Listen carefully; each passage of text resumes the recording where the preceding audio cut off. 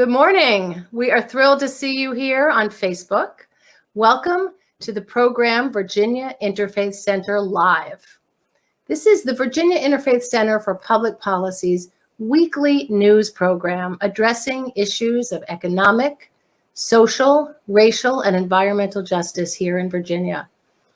Especially during this COVID-19 crisis, we are pleased to be able to bring you reports from legislators, faith leaders, community leaders, students, workers, and people who are advocating justice in Virginia. We're going to offer resources where you can learn about the issues, learn how to protect your family, and we're going to keep our legislators accountable. So today, we are very excited to have some special guests. We have, and I'm going to reintroduce everyone at 11 as well. But we have Kim Bobo, Executive Director of the Virginia Interfaith Center. Welcome, Kim. Thank you. Good to be with you. And we have Senator Barbara Favola, Democrat from the 31st District. Welcome, Senator Favola. Thank you, Roberta. Delighted to join you. And Josh Briere. Josh, tell us Roberta. a little bit about yourself, please. Yeah, thank you for having me on here. And I am a restaurant worker here in the Richmond area. I've been working in the restaurant industry for almost 6 years now, since I graduated high school. Well, we are thrilled to have you. And we are thrilled also that we want to have our viewers logged in on Facebook and writing questions. Journalists, policy advocates, all of you, we want to hear from you. And we will be listening to your questions. I will be presenting them to our guests, and you will have an opportunity to interact and get answers, especially at this difficult time. It's very hard to get a pulse on what's going on. So much information is coming at us from all areas. And so the Virginia Interfaith Center brings you a voice of the faith community, and we are very happy to be able to do that. And at 11 o'clock, in about 5 seconds, we're going to start again and come in live. And hello, everyone. Welcome to the Virginia Interfaith Center Live. This is our weekly broadcast bringing you issues about economic, social, racial, and environmental justice issues here in Virginia. Today, we're going to talk about paid sick days. And I'm very happy to introduce you to our special guests. We have Senator Barbara Favola. Thank you for being here, Senator. Thank you, Roberta. Josh Briere. Welcome, Josh. Thank you, Roberta. And we have Kim Bobo, Executive Director of the Virginia Interfaith Center. So, Kim, could you start us off and give us a background of why paid sick days? Why is this such an important issue? Well, for the Virginia Interfaith Center for Public Policy, we're always concerned about particularly low-wage workers and families, and where are the places that we might be able to make a difference in terms of public policy, in terms of raising standards and pay for families that are struggling. And so one of the places we realized that was a huge problem in Virginia is that 41% of private sector workers, so 1.2 million workers in Virginia had no paid time off, no sick days, nothing. It's not like they had vacation, didn't have sick days. They had nothing, no PTO whatsoever. And particularly for low wage earners and their families, this is a huge crisis. If they get sick, they then had to make the choice, well, do I feed my family, or I go to work sick? Or if they have a child who's sick, do I take the day off and care for the child, or do I send the child to school sick? And in fact, teachers, particularly in low-income communities, told us they always have sick kids in school, because parents have few choices. And so they send kids to school sick so they can earn money so they can feed them. So we've got families with having to make these terrible choices. And we just felt like we needed to do something about it. And so we knew that 13 other states around the country had passed some standard on paid sick days, and it just felt like something we should do here in Virginia. And so, How did you connect with Senator Favola? Well, honestly, I'd been watching her. She may not know this, but I had been watching her for years. And the things that I really liked about her were, one, she was always prepared. Like, she knew her issues. And honestly, that's not always the case with all legislators. So whenever she got up to testify, she was always prepared. Secondly, she carried issues like this. She did things for families and kids, and so this was in her wheelhouse of the kind of things that she did. And thirdly, she worked across the aisle, right? She worked in a bipartisan way, very pragmatic, trying to get things done. And so, honestly, she was our first choice of legislators. And so I remember the day going to her house and saying, would you consider being the patron for us on this bill? And she just was like, well, yes, of course we should do this. Let's figure out how to do it. And again, I don't know how we could have gotten a better champion than Senator Favola in the Senate, right? The Senate is, honestly, for a lot of the things we care about, there's still a bit of a challenge. And so so she's been a fabulous patron. So I'll let you talk about it from your side, Senator, but that's from our side why we were so honored to have you be the patron on this. Oh my gosh! Well, thank you, Kim. It was really a pleasure and a privilege to be the patron on this bill. Paid sick days is one of those issues that is critically important to our working families and to the health of our communities, and certainly to the health of our children. And it's one of those safety net issues that should be part of the expectation when people work. People work to provide a certain quality of life for their families. People work to ensure the health and safety of their loved ones. People work to contribute to society. And they want to be good citizens, and they want to be good parents, and they want to do the right thing. And when we provide a workforce requirement, such as paid sick days, it enables workers to do the right thing. If they're sick, they can take time off, go to a doctor, get the medication they need, take care of themselves, and then go back to work in a way that when they're non-contagious and get paid because they did take time off, but they can continue to earn a living and take care of their families and do the right thing. Our bill also allowed workers to use paid sick time to care for a child, a family member who is living in the household, a parent. And that's the kind of safety net we need to reinforce. The issue in government is always who should be providing the safety net. Should it be the government? Should it be the private sector? Should we put the entire burden on individuals?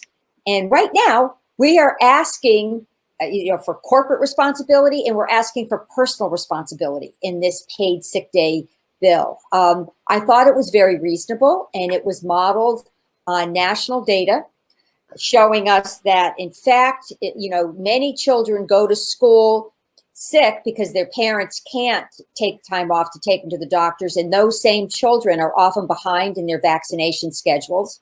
So there's that piece. We also know that folks who are serving us in close proximity are less likely to have paid sick days, which then becomes a public health matter.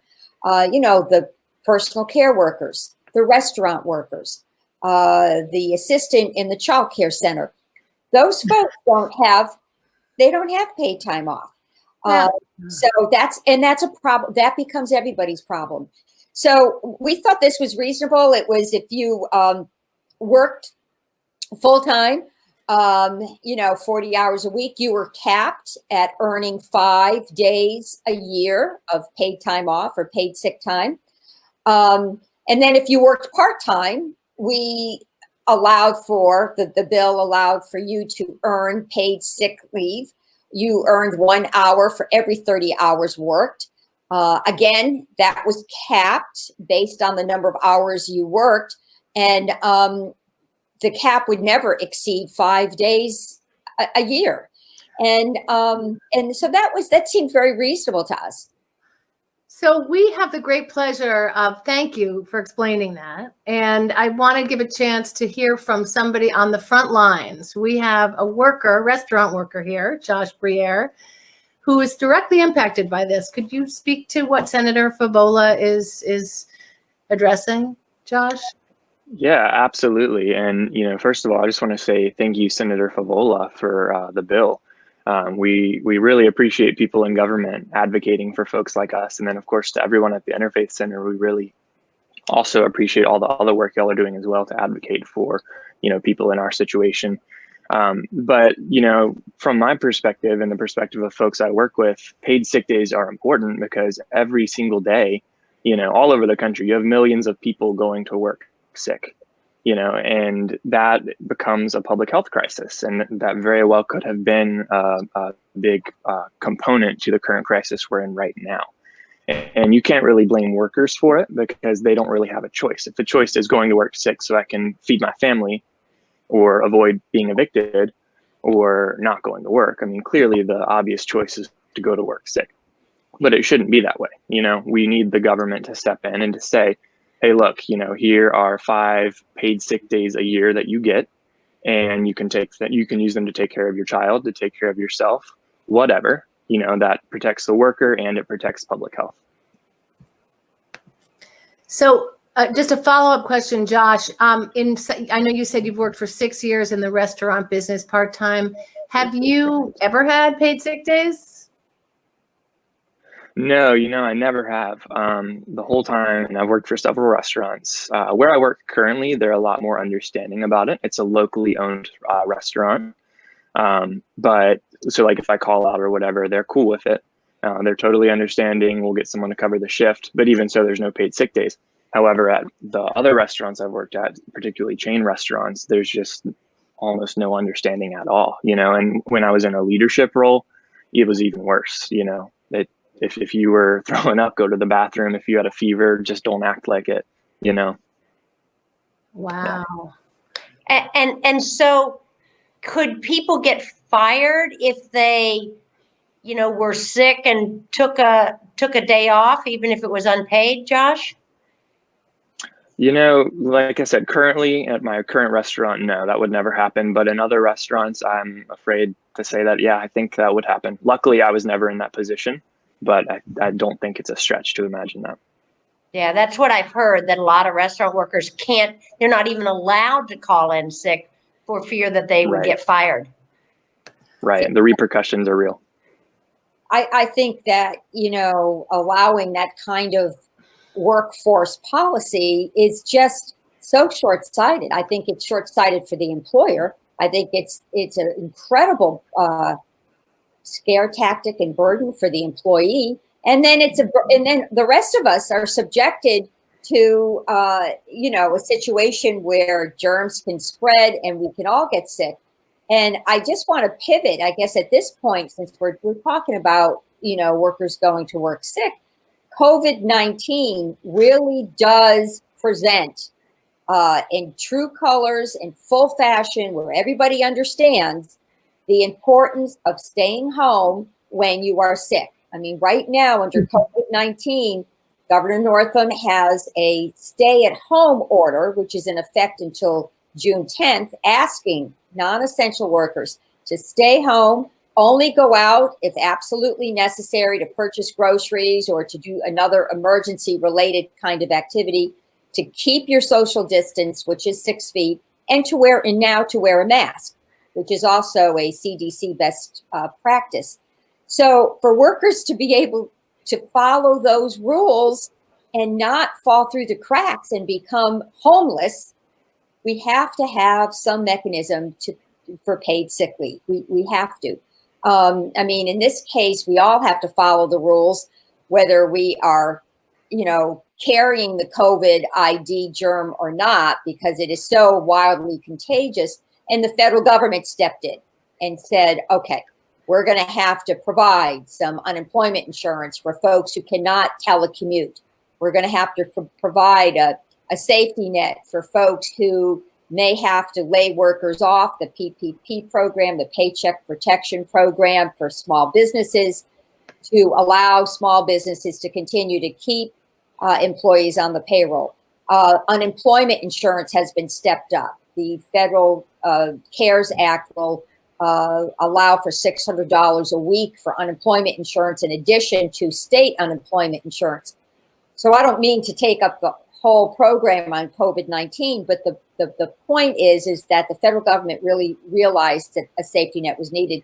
And most importantly, they have included paid sick leave in their federal package. So for an individual who has COVID-19, they get 2 weeks of paid sick leave and then an additional week, to fully recover. And I think that's an acknowledgement that employers have to provide this. Maybe we need to give incentives to employers. Maybe we need to provide other public subsidies, but this has to be done. Senator Favola, we have a relevant question from one of our listeners. Don't businesses benefit as well when they offer paid sick days? Kim, who would like to address that one? Yeah, of course they do.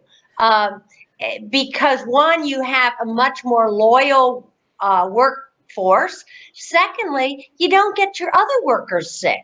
In fact, when folks at my office say, "Oh, I'm not feeling well, but I'm going to come in," I'm like, "Please don't come in, right? Don't share that." And so you overall will have a much healthier workforce, and particularly for the restaurant industry, if they have workers come in sick and potentially get some of their customers sick. And in fact, the CDC has said long before COVID-19 that coronaviruses, half of them are spread by food service workers, right? So we know that they spread these viruses. If your restaurant or your business is known and shown to have done this, you could have a huge liability.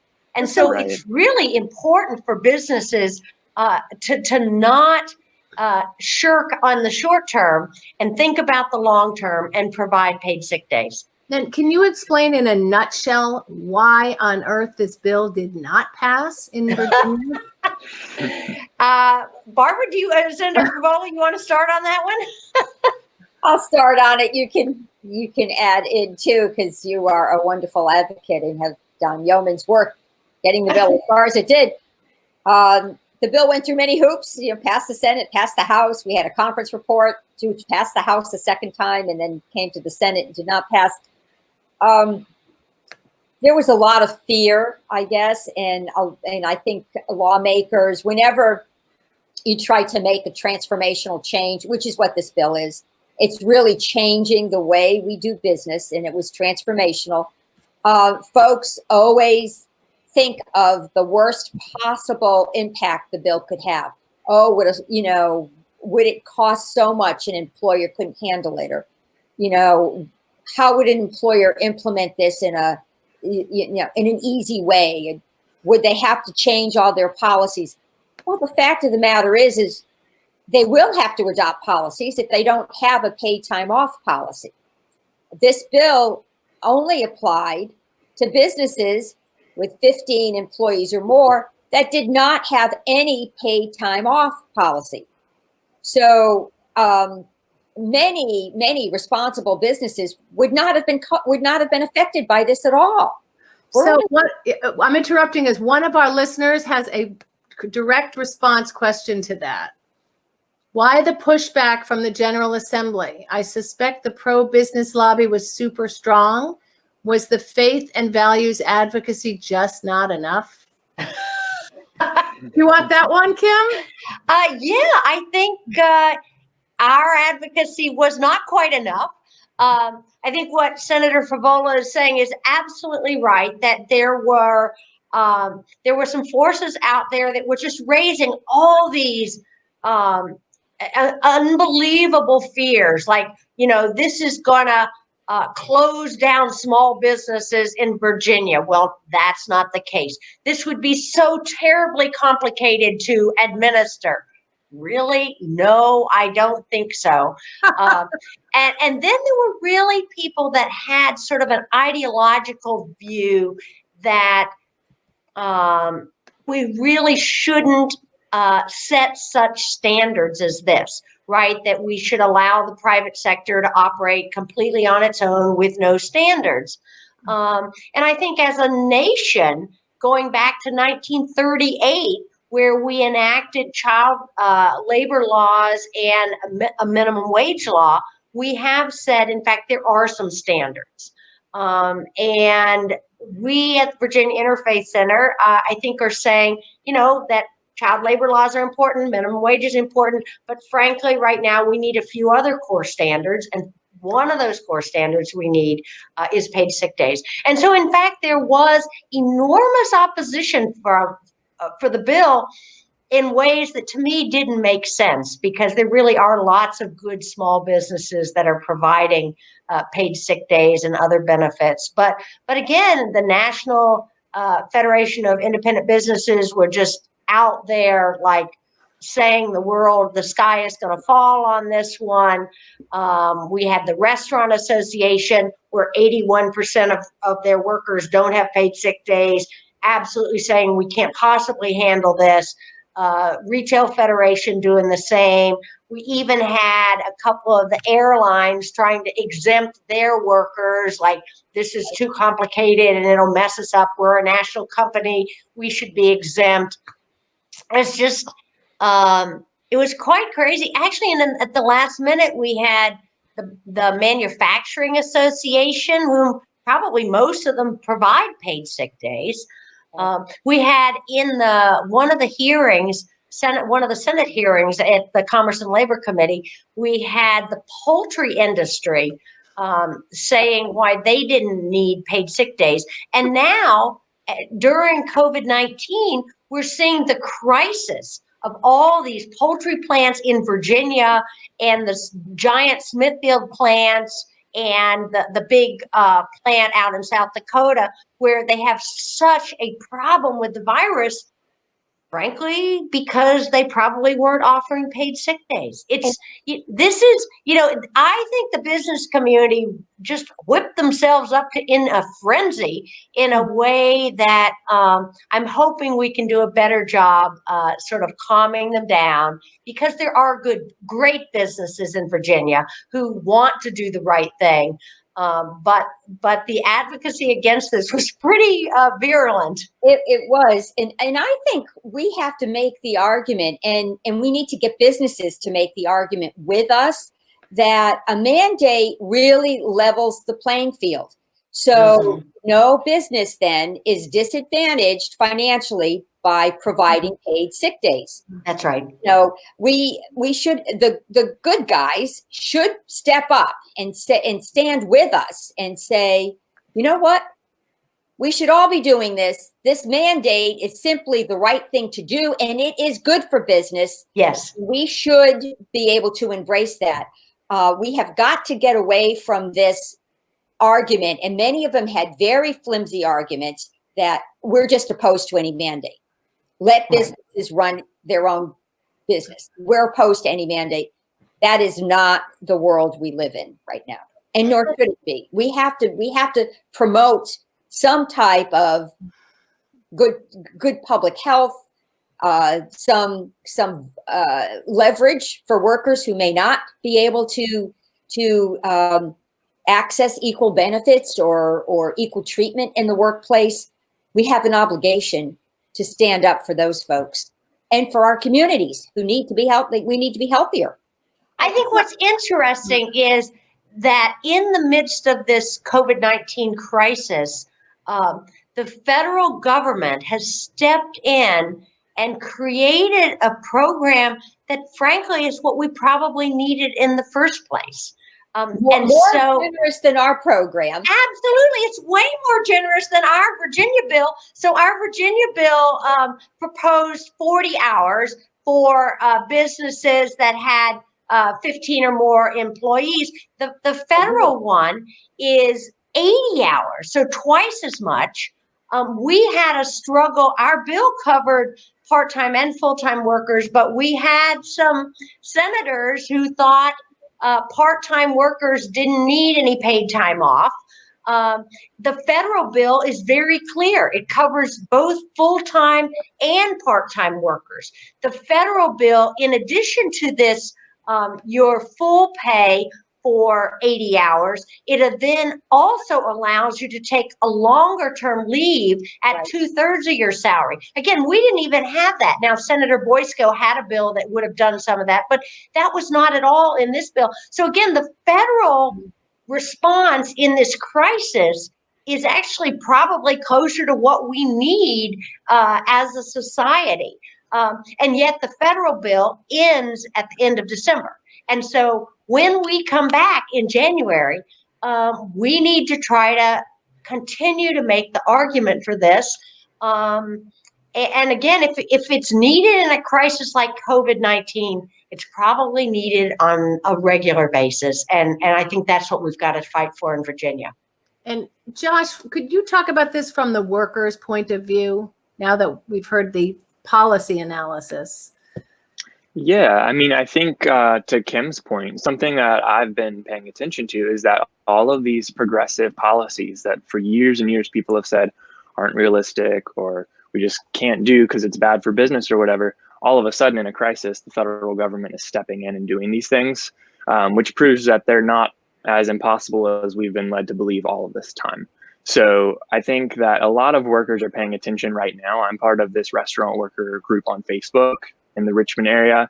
And, you know, just the conversations there are all leaning in that direction. Like, well, if they're saying that we can't get extra unemployment insurance normally, but all of a sudden now we're getting $600 extra a week, why can't it always be like that? You know? That's right. I did have one of the commenters, the live commenters, reminded me that this paid sick day bill at the federal level really is only for COVID-19. It's not for other sicknesses. And obviously our bill in Virginia was not just for coronaviruses. It was for a range, you know, whatever your sick issue is.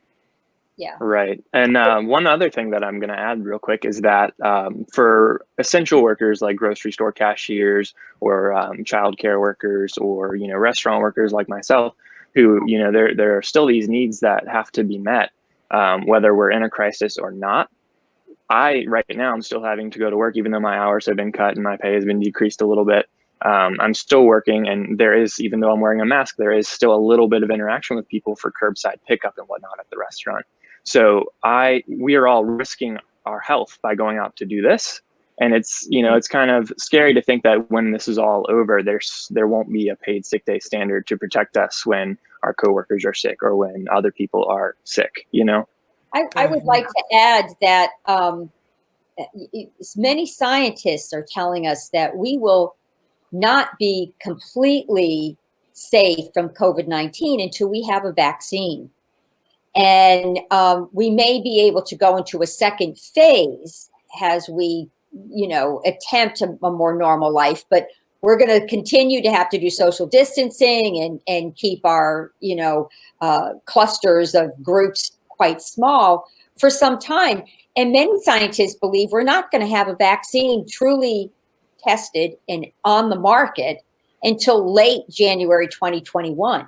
So we can't have a gap. I mean, having the federal protection only through December of 2020 is simply not enough. So I don't know if the feds are going to pick up and take it another year, but regardless, we have to have a state model as well. And I think maybe, Kim, I think we need to start making the argument that now is the time for lawmakers in 2021 to shape a Virginia response. Otherwise, we could be under, you know, a federal program that some businesses might not find as desirable, as palatable.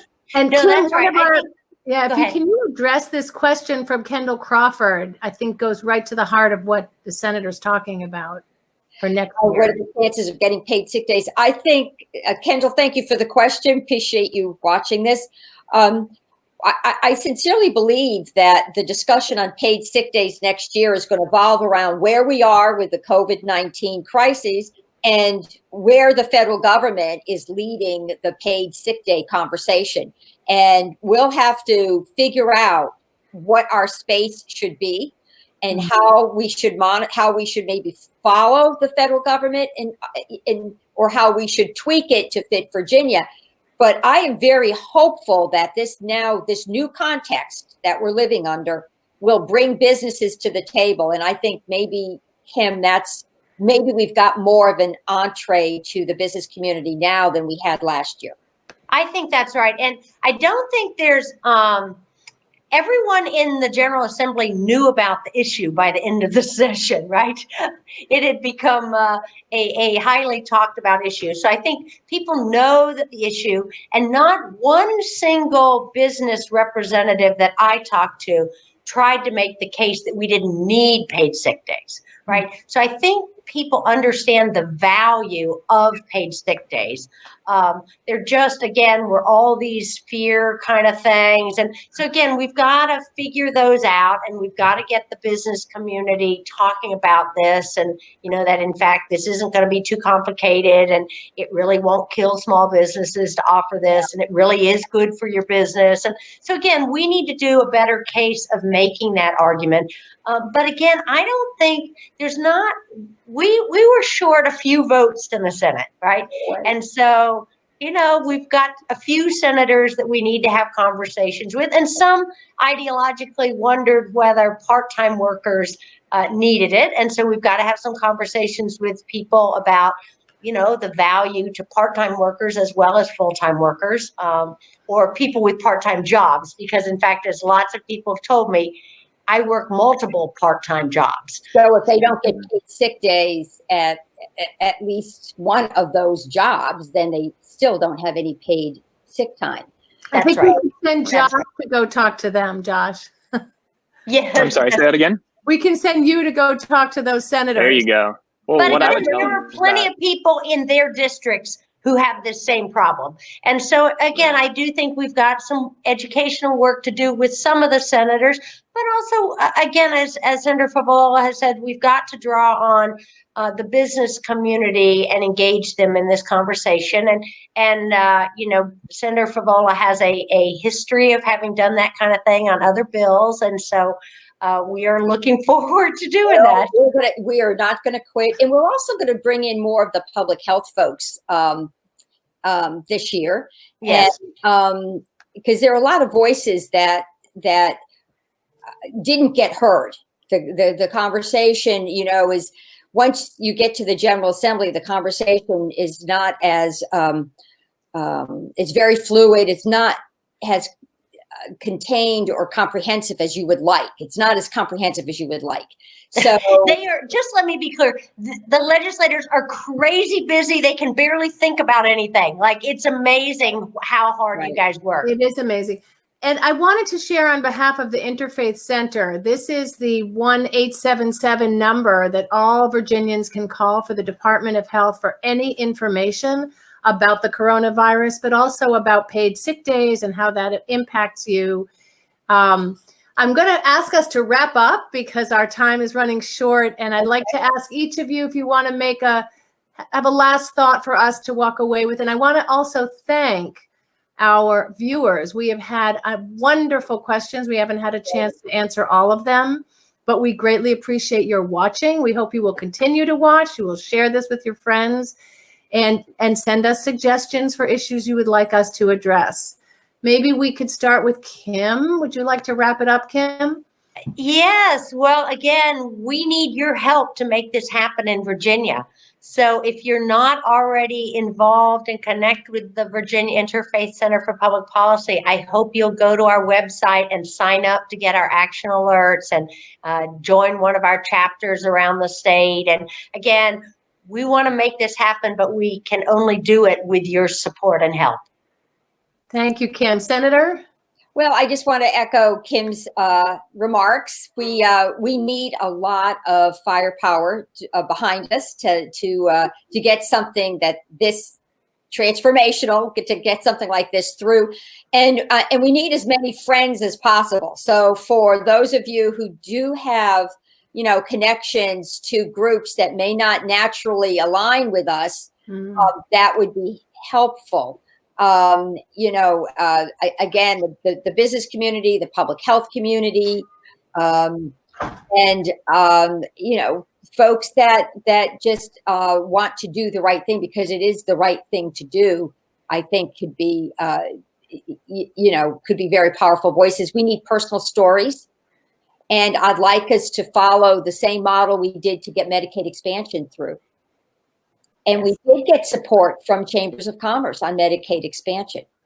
Right. So there's a model there that we can draw on. Thank you. Josh. Yeah, thank you guys again for having me. And I think I would just, I think my final thoughts are that there's a big moral argument here.